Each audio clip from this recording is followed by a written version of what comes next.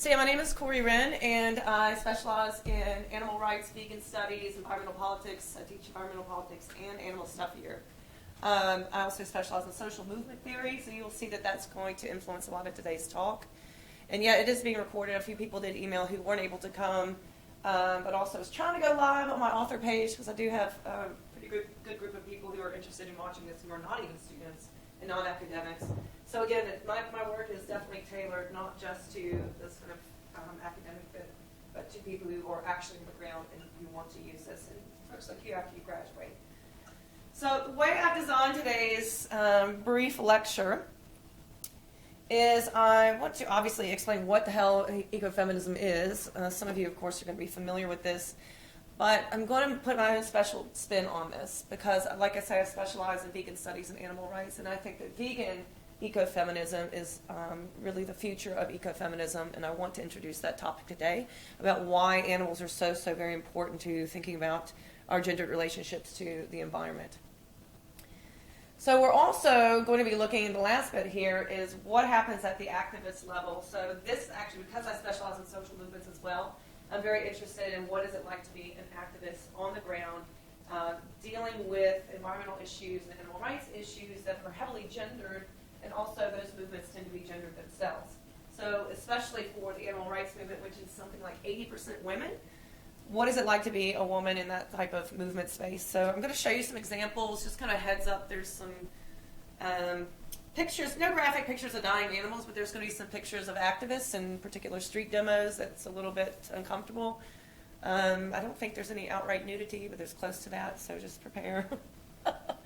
This is the work I do. All right, so what is ecofeminism? And I was really pleased that you guys put up some social media posts earlier this week that kind of introduced it. The people who founded it, the kind of who's who.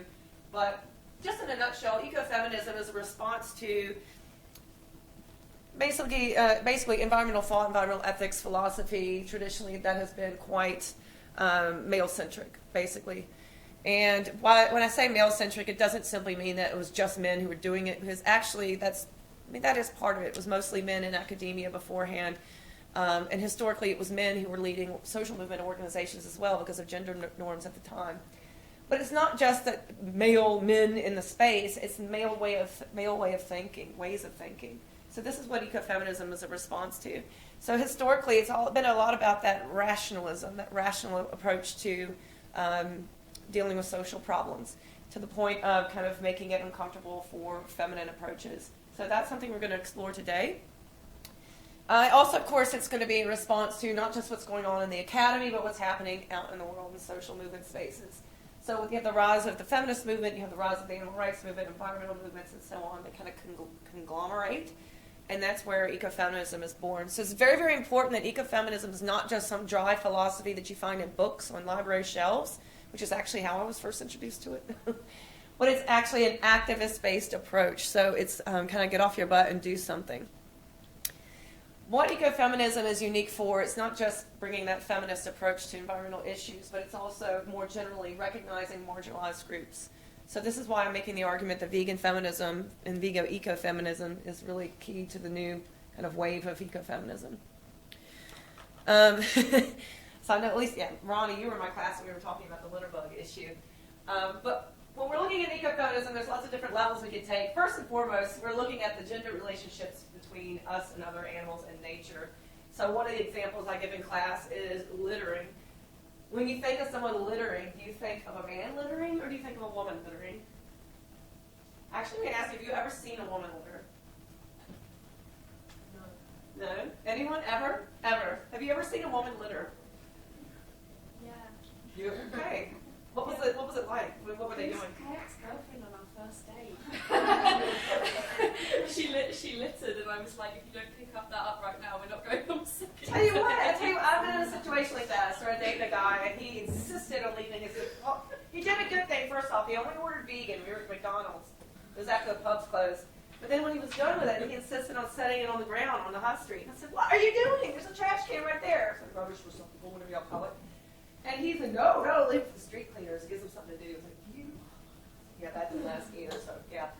But yeah, when we think about littering, oftentimes we think about, I can't remember a woman ever littering. But just the other day, I saw like these group of lads, if you will, like they were kicking Gatorade bottles into the river Stour over at the parks, the Sully's Orchard. And the other example I give is when you see people harassing pigeons, you ever see girls or women harassing pigeons? And it's always little boys or grown-up boys, like, how many times I've had to intervene and say, oh my gosh, we quit being such a patriarchal prick. I mean, I don't use those words, but like, hey, knock it off. I go, redneck.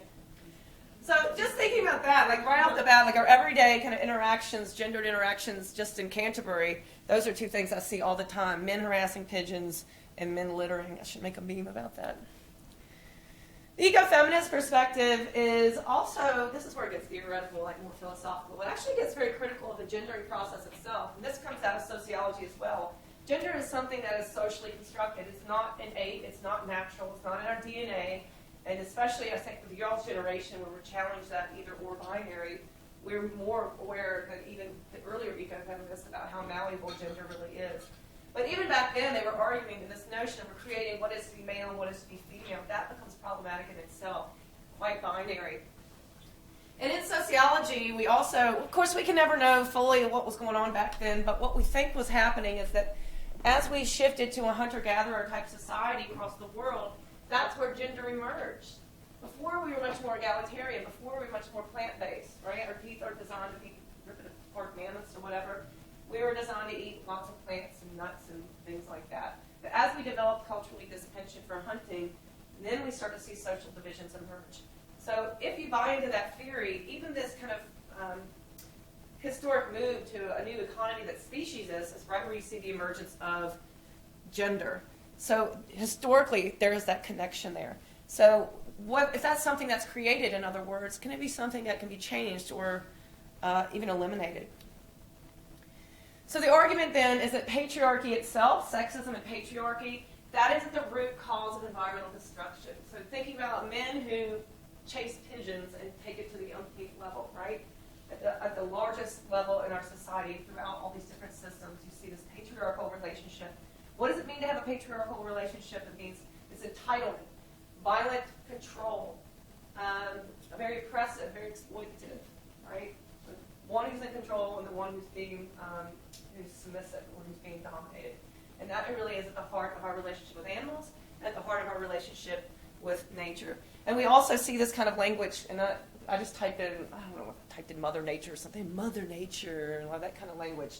Pillaging the land, raping the land, using she and mother as language for countries. So this type of language is often used just kind of colloquially to understand nature. And then even that patriarchal kind of understanding, when we say we rape the land, we pillage the land, it's kind of we use that patriarchal language of violence in understanding it. And of course, it wasn't women who were in charge of these big coal, oil, and timbering companies, right? It was men. And not just all men, right? It was a very privileged group of men who were profiting from that domination. So ecofeminism is asking us to challenge that structural arrangement. Ecofeminism is also a bit unique in that it tends to be a little bit more informed by our intuition, spiritualism, I'll come back to that, and our emotion. And again, remember that historically in the academy, we're talking about understanding the social world, where all of that rational thought. And I'm a scientist, right? I do have degrees in science. I am a sociologist, as an ologist on the end, right? I'm not some thinker. I'm actually, I do measurements, right? So there is a science to it. So, but I'm also sympathetic, though, I'm sympathetic to that rational bent, but I'm also critical of that, because who told us that using our emotion to understand the social world is problematic? That's how we interpret our social world, is using emotion. Emotion is such a major part of how we negotiate ourselves in the world. But we have been systematically taught in a patriarchal society that using your emotion is somehow bad, that is somehow shameful, and we have to beat that out of ourselves. So this is something that ecofeminism is pushing back on. What if that was something that we embraced, that feminine bit that women have been socialized with? What if that's something we embraced? So then you see this ethic of care that emerges, and this is really in direct response to the more individual rights approach. And we're even seeing that in the environmental movement, not just the animal rights movement, the environmental movement, when we're saying we're going to give this river rights, or this forest has rights, right? That very kind of rights-based, patriarchal, individualistic approach, which has its merits, right? We live in a rights-based society. But ecofeminism is arguing that rights are very much so limited because they do come out of that patriarchal history. Historically, rights only worked for certain people, well-to-do, landed men, right? And only recently are we seeing those rights being passed out into a larger circle of concern. So the argument here is that if rights are problematic, then maybe instead we'll just develop an ethic of care that's more community-based, more caring-based. So there's a wonderful book, if you're interested in this, authored by Josephine Donovan and Carol Adams, where they apply this to the animal rights movement. Because even in the animal rights movement, the animal rights movement, it's literally in the name. It's about rights, rights, rights. But they're arguing that maybe that's not going to be so effective for fundamentally shifting our relationship between us and other animals. Maybe it's not about us individuals protecting ourselves with rights, but maybe breaking down those fences and saying we're all part of this larger community. So a feminist way of understanding a more just world. And again, this is very, very activist oriented. Now, that's all hunky-dory, right?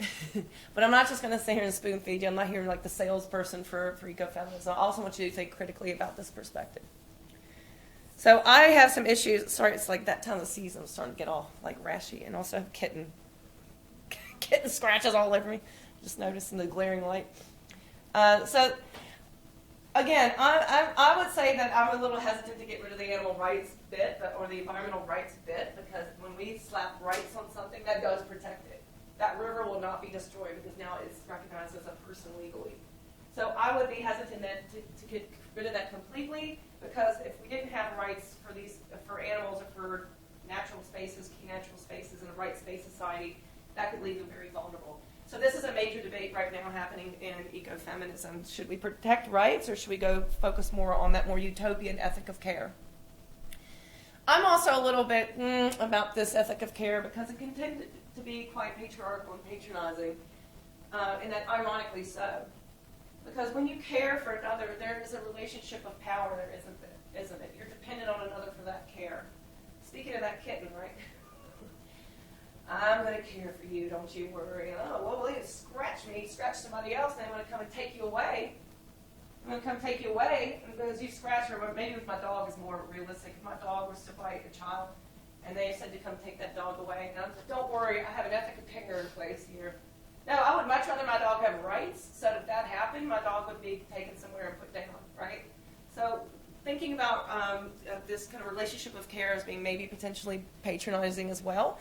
Like, don't worry, I'll take care of you. I'll sit here and feed you and clean up your poop, and does that recognize their agency? In other words, so these are another point of concern for ecofeminists. The other issue is if we're going to really embrace this feminine approach to understanding environmental politics and animal rights and things like that, could we not just be reifying that problematic gender binary? So when I'm sitting here saying we should recognize emotion and intuition as valid and like embrace this natural connection that women have with the earth, is that not kind of doubling down on this artificial binary that's been created? Also, for me at least, and maybe for some of you, the spiritualistic emphasis in ecofeminism I find to be quite alienating. So this, again, is coming out of that response to philosophy, the academy, where it was very much rational, science-based facts and all that sort of thing. And what this is saying is that actually for a lot of women, especially women in developing countries, women of color, spirituality is a major, major way of interacting with the natural world. And so this is a way to bring that back in and not alienate them.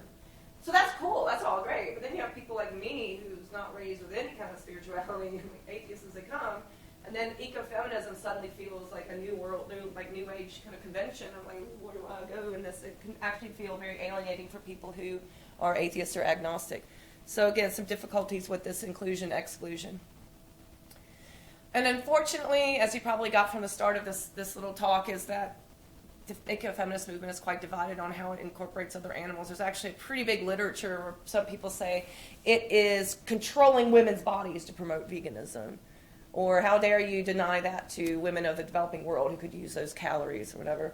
But honestly, what this is usually people, well-to-do Western white women who are making that argument and just don't want to change their relationship with other animals and don't want to recognize how that they're actually using that same patriarchal hierarchy of worth to determine that they are more worthy than animals to the right to life. So this is a major, major debate that's happening right now. Unfortunately, we have a lot of research that's now pushing back on some of those claims that veganism is white-centric or European, or, I mean, actually, to be vegan, that's a plant-based diet is a major part of many traditional cultures. And an Oxford study just came out, incidentally, last week that finds that the vegan diet, averaging the different diets from the world over, is significantly cheaper. So, and of course, we also know from nutritional research that it's healthy. So that's something that's going to be changing that old debate. All right, so let's jump into vegan feminism. Then why do we care about vegan feminism? So this is just like with gender being socially constructed. It's arguing that species is socially constructed. This notion of animality is often used to animalize women, to animalize actual animals. Like, what does it mean to be an animal? Because actually there's way more things in common between me and my dog and my kitten than there are difference. We're warm-blooded, we eat, we breathe, we have eyes, we have ears, we communicate, we all sleep in the same bed. They play, my dog and cat play together, I play with my dog and cat. We have all these similarities.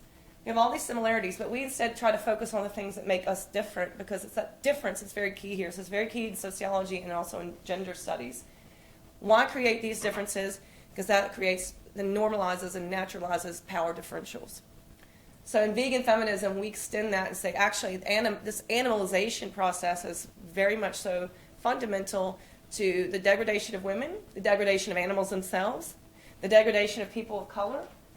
And we see that gender and species, these constructions are oftentimes intertwined and aggravate one another. So one of the examples of that, for instance, is so women tend to be animalized, and they say, don't treat me like a piece of meat. You've heard that, right? I'm not a piece of meat. They treat me like a piece of meat. It's because we intuitively understand that there's this framework in our society, in our culture, where women are animalized. We call women a pig or a cow, things like that. We use animalized language to refer to them, sometimes in sexualized ways, like Playboy bunnies, or she's a chick, those types of things. So we use that language of animalization to restore or to maintain that gender order with women on the bottom. And it also is very interesting because of this politics of consumption. So this is really where it gets at the heart of the vegan bit, right? The politics of consumption. What does it mean to consume? To take the body of another, or to take environmental spaces, literally consume them, use them because you have the privilege of doing so. It naturalizes these hierarchies of worth. It naturalizes this violence against animals and women and the environment. So that consumption is very key. So this is a very, very interesting, I think, nexus when we're talking about vegan studies, gender studies, and also environmental activism, this notion of consumption. What are the politics behind it? That's me, by the way, the Women's March, after Donald Trump was elected, talking about grabbing pussies and stuff. Another very good example of that intersection between gender and species, like, you know, this notion that women are these lesser than animals who are there to be consumed at his discretion. The other thing I want to actually highlight, that's why I put this picture here, is that a lot of these industries literally are run by men. Literally run by men. I can't think of any industry that is speciesist that actually is run by women. Even the cosmetics industry, the fur industry, it's run by men, and men profit from those. I think the dairy farms are the most provocative kind of example of this vegan feminist critique, where you have female bodies, the female bodies of cows, that are their reproductive systems are being exploited for male profit, right? Because it's mostly men who are running these dairies. The dairy industry is male run, it's patriarchally designed, right? It's hierarchical. And you have men who are like literally exploiting the reproductive processes of these female cows. And by the way, they don't live very long. They only make it about 4 or 5, 60 years max before they're sent off to slaughter, because the process of this forced impregnation and living in these exploitative systems is so extreme to their bodies. They produce 10 times the amount of milk they would naturally, this breast milk that's intended for their child. The child's taken away and killed within 24 hours usually, unless they're female, and then they may meet the same fate. So this is like classic feminist like exploitation that's happening there. But oftentimes mainstream feminist spaces don't recognize it as such. Vegan ecofeminism says, look, the exact same thing that's happening to women's bodies is happening to non-human animal bodies and these systems. And if you really want to see something, like, go on there and just look at how these cows are artificially impregnated, where the men have to like basically lube up all the way to their shoulder and shove their arm into her anus, push down her cervix and then insert sperm. It's one of the most bizarre but normalized things in our food system. So veganism then challenges the most fundamental and most dramatic form of social consumption, and that is the eating of other animals. The eating of other animals, to take another body, a sentient person, and to say that your life means so little that actually we will be using you, we will be consuming you for our pleasure, for our privilege. There's nothing more extreme than that, I don't think. So the eating of other animals is the most extreme form of that social consumption. So that's why this vegan perspective has so much to offer. But it really does need that feminist lens I was hinting at earlier, but just very quickly. There's a number of ways while these things intersect. Animal lives tend to be shaped by our gendering of them. So those cows, because we've recognized them as female bodies and their breast milk is tasty. Or laying hens, because we think that their eggs, they're what could have been their offspring, but it's really their reproductive materials. We think that's tasty, and we've kind of imposed this gendering kind of system on them. It seriously impacts their quality of life, right? Then our own gendered lives are shaped by that. There's, I can tell you there's research on this, but you can just ask yourself and think about it. Do you guys know any men who have cats? I mean, just cats? A couple people? Is it a thing? Do they have to justify themselves? No? There's research on this thing. I 100% believe the research, and I can see why that would be true. But the ones that I've known that have cats have justified it, but they do love animals. So Okay. All right. So might maybe be an anomaly. Yeah, maybe. But I'm just thinking your average bro. Let's put it that way. Your average bro. Yeah. Is he gonna have a cat? Maybe not. I think social media is changing that. There's a lot of these bros who have Bro's cat on Instagram and stuff. But when I was growing up, if you had a friend in university who had just cats, it's not me, obviously, but people are like, what was that? Because men are supposed to look like dogs, right? There's actually research on this. It's a new study that came out that men who had lived with cats, they were perceived to be more homosexual. Right? So again, this gendering and sexualizing, basically all this gendered sexual construction is happening with our relationships to other animals. Whoops. Yeah, and as I mentioned earlier, it's because speciesism and sexism are thought to have emerged together. That's another really good indication that this feminist lens is very useful for vegan studies. All right, so there's the theoretical background, and it's not just theory, right? I've kind of popped in some studies that are there to substantiate this. And by the way, in the Shark, we have a thing called Shark Lab here. It's a psychology department, the study for human-animal relations at Kent, or something at Kent, yeah. And they're actually doing a lot of research right now that's showing the psychological connections between having sexist attitudes and speciesist attitudes. So this is actually, this vegan feminism, when I started doing this research 10, 15 years ago, it was still quite new. I mean, we had ecofeminism, but not vegan feminism. But now, all these years later, we have psychological research that's coming out showing that, yes, actually there are attitudinal connections between them. But what about us? I'm assuming you guys are probably like myself and you're interested in the activist element of this. How can we make change on the ground? So here are some of the issues then. Because of these connections that I was just explaining, we have difficulty then with getting a lot of men on board with this type of activism or just making behavior changes. So this being green is oftentimes cognitively linked with that femininity. So men, we're seeing in research that's coming out now, are less likely to be engaged by that. We can alter that, though. I think I have it at a point lower down here. You can actually tinker with this and make things more manly, and then okay. But you have to actively construct this kind of green campaigns to accommodate this gendered kind of stereotyping. Otherwise, we're seeing that men are less likely to adopt those behaviors.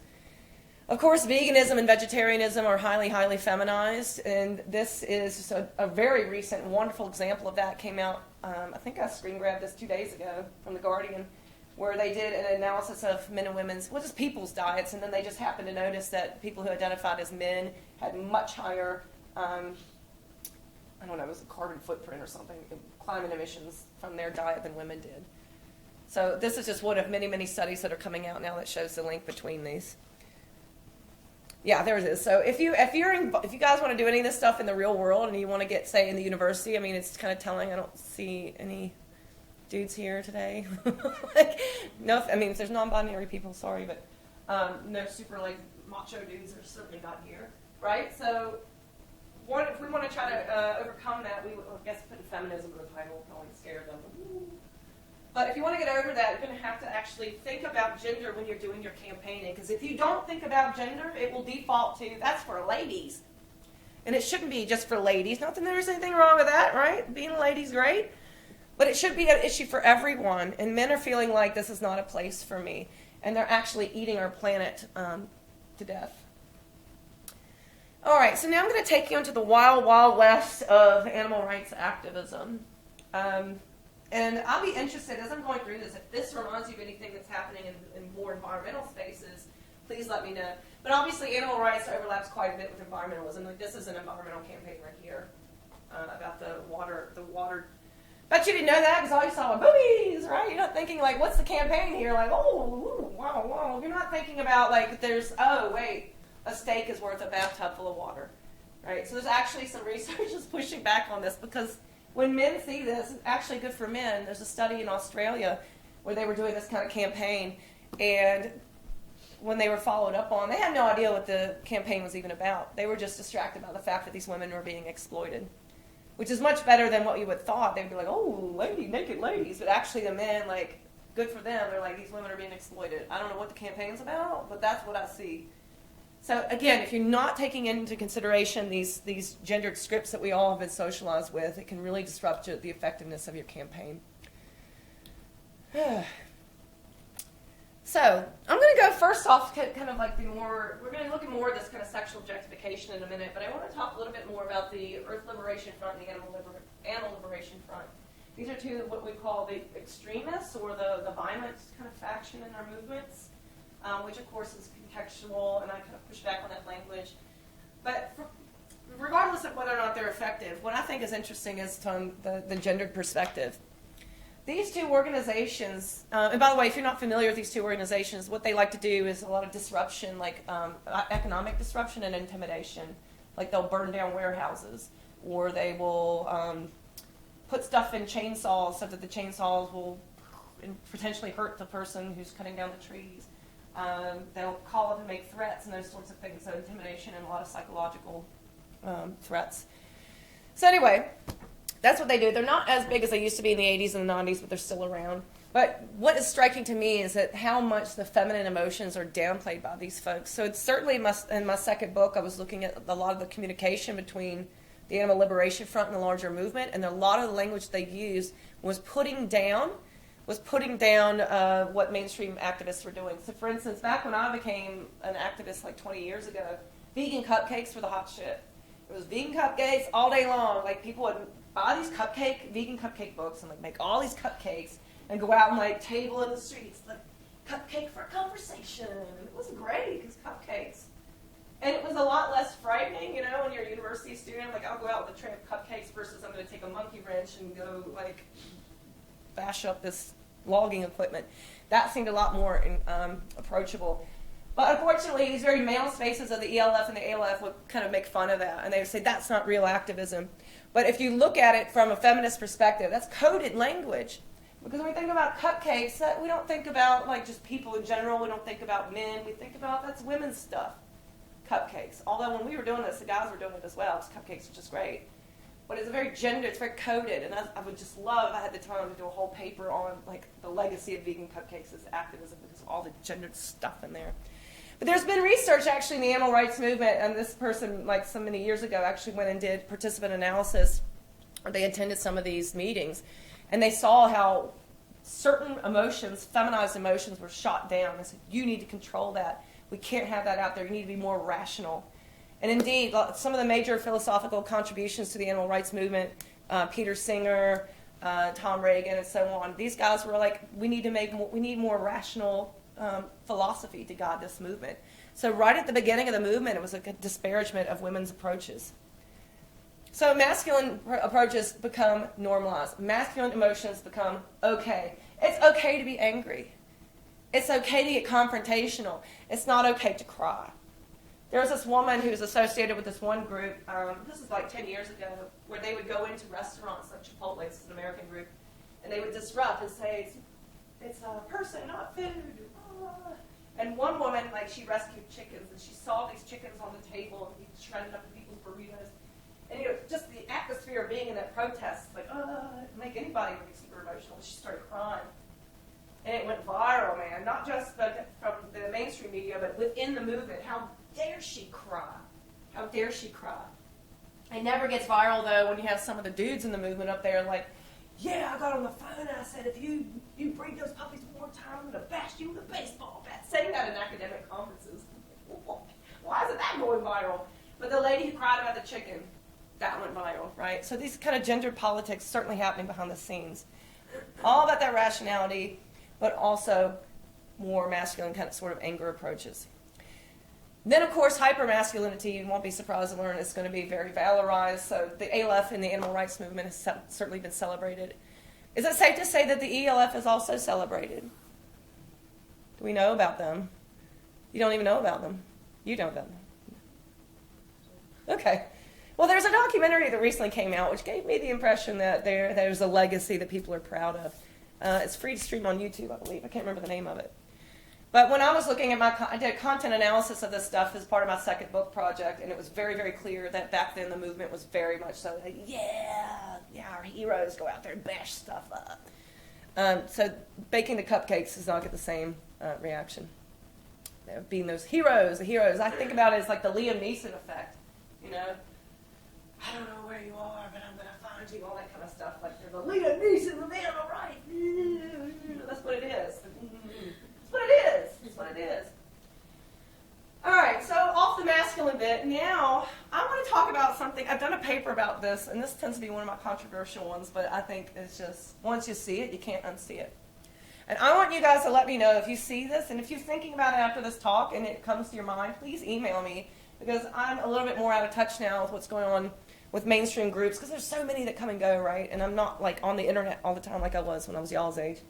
But certainly we're seeing this with PETA, People for the Ethical Treatment of Animals. But not just them. They've normalized this for a lot of other organizations. So what happens is that it's very common. You guys have seen this kind of stuff before, right? The naked ladies. Yeah, okay. So it's become, it's been around since the early 90s. So it's become a major campaign for PETA, but also for other organizations who are copying them because they see how successful PETA is. PETA, by the way, is the largest animal rights organization in the world. So yeah, people will take notice, and that will become a norm. So basically, they'll have ladies come out naked for the animals, right? And then they will be put on street corners, literally out on the curb, and then they're asked to basically raise awareness for animals. And I'm questioning, like, is this not a form of prostitution? Because it's not just for the animals. They're promoting an organization. They're promoting PETA. We now know that's PETA. When you see that, that's PETA. And when they go at the end of the year and they're making their grant proposals, they're going to put these pictures of ladies that they had out there hustling on the street corner and say, look, here's what we've done. And they're going to use that to help fund the millions and millions and millions of dollars that PETA is sitting on. And these women aren't getting paid. A lot of them are just volunteers. This is a classic kind of pimp prostitution relationship where she's out there hustling on the street. The money's going somewhere else. Because this is for profit. This is a profitable system.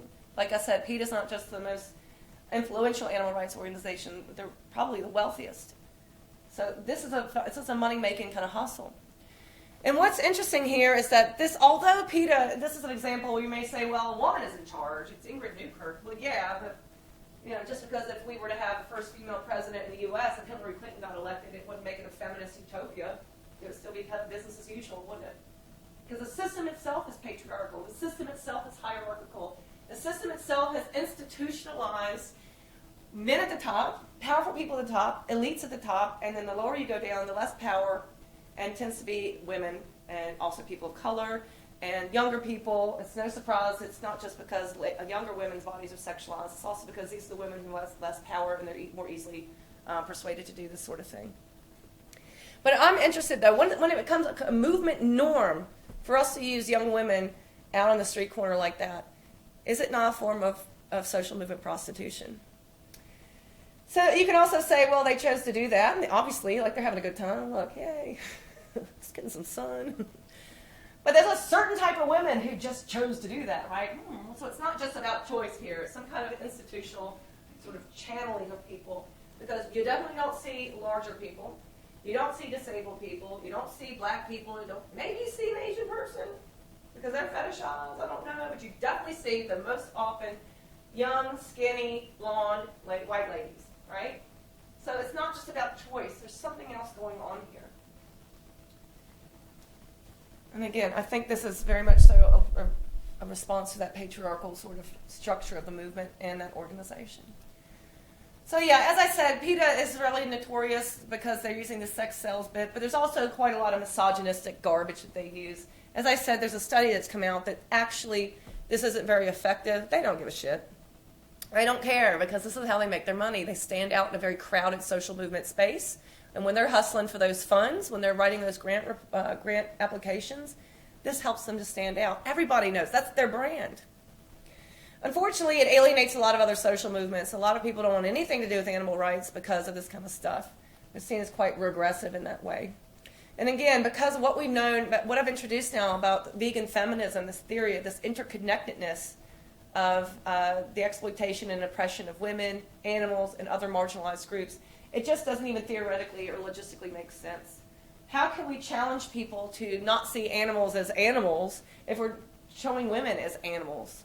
How can we challenge the suppression and objectification of animals if we're doing the same thing with women? So again, a lot of this is not, like, this is the stuff I was warning about. It's not real. But I want you to just be thinking about this. I actually, on my website, I've kind of backed off because I just didn't have time anymore. But for several years, I was just collecting images like this from different protests from different organizations.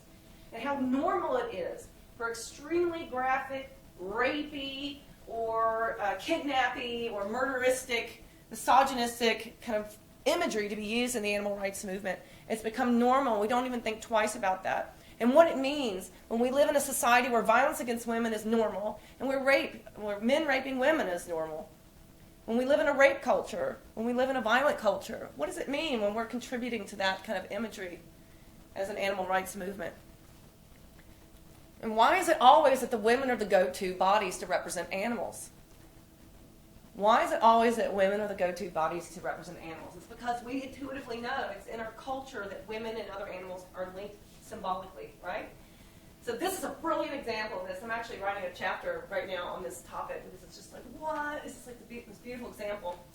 What does this remind you of? This kind of image here.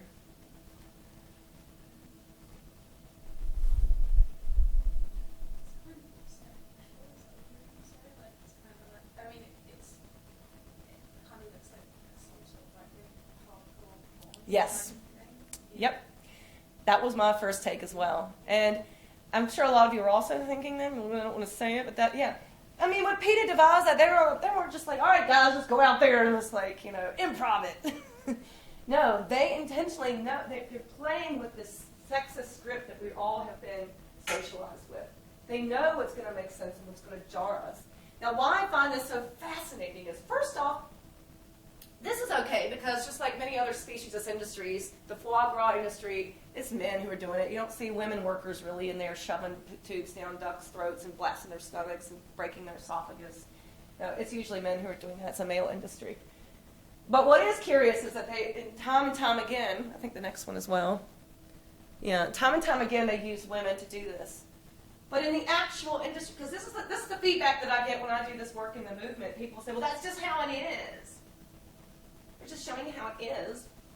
It's not how it is. That ain't how it is at all. In the foie gras industry, ducks that are female-bodied don't produce livers as large, so they're just killed right away. They're not very valuable. The foie gras industry relies on male ducks. And yet, time and time again, PETA's foie gras campaign uses women to play the duck. So it's not showing it how it is. It's clearly playing on these gendered norms, this cultural misogyny, to resonate with people. And again, oftentimes this is using other language. These ducks aren't bound. These ducks aren't bound. If you look at a foie gras facility, they're oftentimes in cages. They're definitely not tied up. What does this remind you of? The tying up. Yeah, or kidnapping. Yeah, Yeah, either something from pornography or a woman who's been kidnapped or some woman who's met with a violent end. All these things make sense to us because we live in a society where that's normal. Sadly, unfortunately, the number of women who are killed by men is quite high. In the U.S., I think the U.S. alone is 3 women every single day. Every single day. So this imagery resonates with us, but more disturbingly, it's going to resonate with what we would think with a male audience. It's kind of contributing to the normalization of this kind of behavior and this imagery. Yeah. And what it's technically trying to show here is that oftentimes the ducks, their stomachs explode from the force feedings there. But this is drawing on something more than that. It's not just the duck's experience. All right, just a few more, and this is coming towards the end. I just want to show you some more of these images. Just want you to be thinking about what does it mean, like when we as an animal rights movement continuously use these types of images of women who look like she just got drowned in a river somewhere and drug up and thrown on the side, doesn't she? Like that's how you're going to promote veganism, like a washed up corpse. And I love Alicia. She's my girl. I grew up with that Clueless and all that stuff. Aerosmith videos. But that is a much different Alicia Silverstone from the fierce actor that I grew up with. This is like, a woman who looks like she may or may not be alive. How is that promoting veganism? Again, this is who is them again? Simple Plan. They have like one song when I look at it. I don't know. But once again, this is not an accident. They weren't like, hey, Simple Plan, we really dig your music. Why don't you come in and say something about fur? And they're like, yeah, we'll just show up with blood all over us and look really intimidating and group around with a photo like that. No, someone directed them. Like, PETA's making millions of dollars. They got so much money and people to come and create these campaigns. It's intentional. It's strategic. And look at this guy. He's going to jump at you. He's the least threatening. I wouldn't be running from him the least fast, I think. This guy, I'm like, whoa, yeah. Right? This is terrifying. Like, what? They're covered in blood. What is the point of this? It's like a threatening kind of group image. And again, who's buying the fur? Who's expected to be buying or wearing the fur? So this is aimed at a female audience. Aimed at a female audience for sure. Again, why do we always have to juxtapose women with violence and blood and stuff? This is part of a whole larger campaign where it's like this with black women who are like shown with all this like, bloody stuff everywhere. It's, what's the issue here? Here we go, more derogatory. Not that there's anything wrong with the word pussy, but the way it's like fur is for pussies. Like it's like putting pussies down. We should be putting pussies up, right? So this is again, they're kind of not putting two and two together here. That by putting down women, especially by putting down women using animalized language, you're shooting yourself in the foot. It doesn't make any sense. Her hair is pretty cool though. And again, this is a more recent one. I think this was just a few years ago, and it's just, what's the point?